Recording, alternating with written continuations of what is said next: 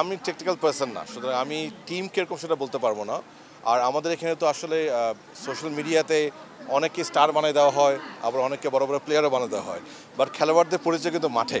So আমার মনে হয় মাঠে তারা কেমন খেলেছে that is very important.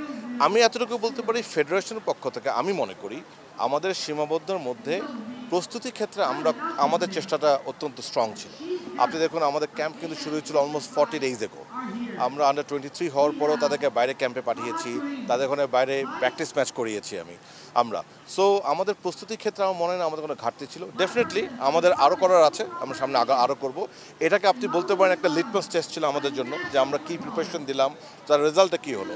Definitely যখন টিম ফেরত আসবে, যে রেজাল্টই হোক না কেন, পুরোপুরি ন্যাশনাল টিমস কমিটি যারা আছে, আপনি জানেন জাতীয় দলের কমিটি যারা, তারা এটার জন্য রেসপন্সিবল। আমি বিশ্বাস করি তারা ডেফিনেটলি রিভিউ করে দেখবে যে কোথায় কোথায় আমাদের কোনো ভুল হয়েছে, কেন এরকম রেজাল্ট হচ্ছে।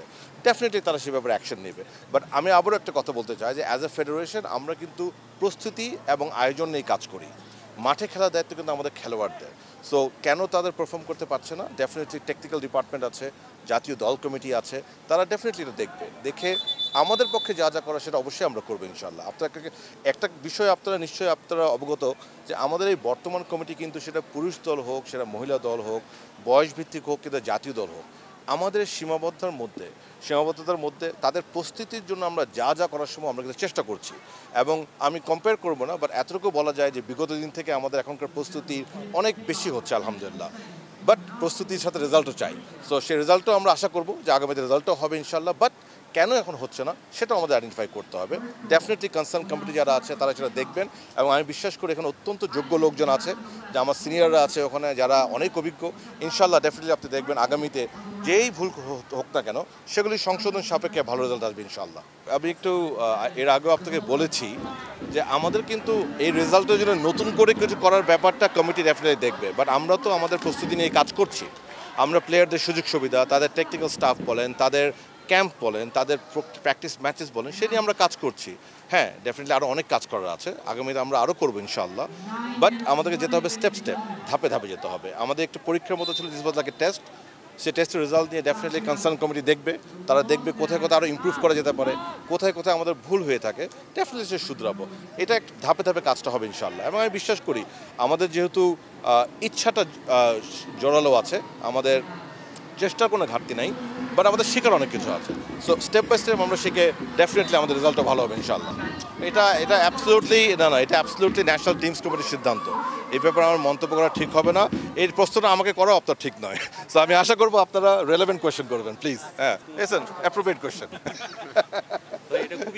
Absolutely no. আপনি সাংবাদিক ব্যবসা, যমুনা টিভি সব জানেন? আচ্ছা, তাহলে আমিও জানি না। আপনি জানতে পারেন না সব কিছু।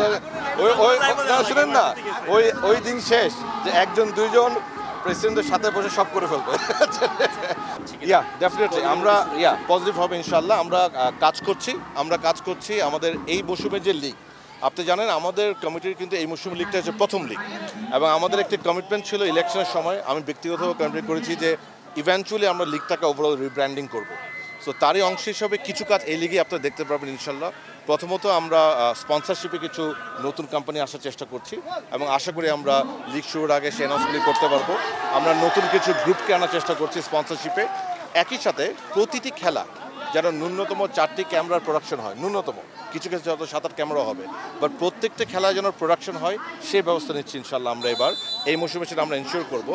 এবং একই সাথে একাধিক প্ল্যাটফর্মে যেন খেলাটা দেখানো যায়, অর্থাৎ একটি টিভি, একটি ওটিটি, এবং প্রবাবলি একটা YouTube channel. I am not sure because এটা ডিজিটাল রাইটসের উপর ডিপেন্ড করে, বাট ডেফিনেটলি একটি ওটিটি প্ল্যাটফর্ম এবং একটি টিভিতে সকল খেলা যেন দেখানো যায় লাইভ, সেই ব্যবস্থা আমরা করব। এবং খেলা চলাকালীন, লিগ চলাকালীন, লিগ রিলেটেড কিছু পডকাস্ট, কিছু স্টক শোজ, সেটা নিয়ে আমরা কাজ করছি।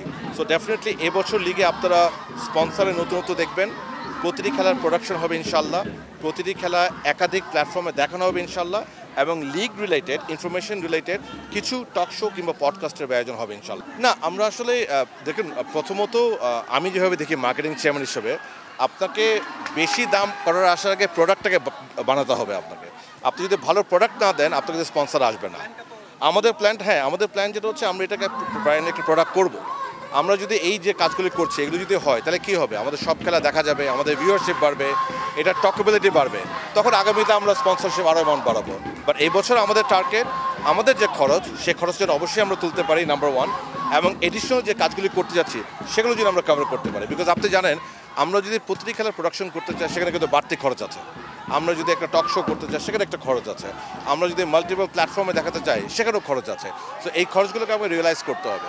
আমি বিশ্বাস করি এই বছর আমরা যেসব স্পন্সরশিপ আমরা আশা করছি এই খরচগুলো আমাদের কভার হবে, এবং আমরা যদি সাকসেসফুলি ইমপ্লিমেন্ট করতে পারি তাহলে নেক্সট সিজনে আমরা ডেফিনেটলি স্পন্সরশিপগুলো আরও বাড়াবো এবং আরও রিব্র্যান্ডিং করবো ইনশাল্লাহ, বাট ধাপে ধাপে হবে ইনশাল্লাহ। আমি গত সিজনটা আসলে ব্যক্তিগত আমি জানি না, কারণ গত সিজন আমরা যখন শুরু করেছি তখন কিন্তু হয়ে গিয়েছিল, আমরা কিন্তু পাইনি আসলে। এটা কিন্তু আমার ফার্স্ট সিজন ইনশাল্লাহ।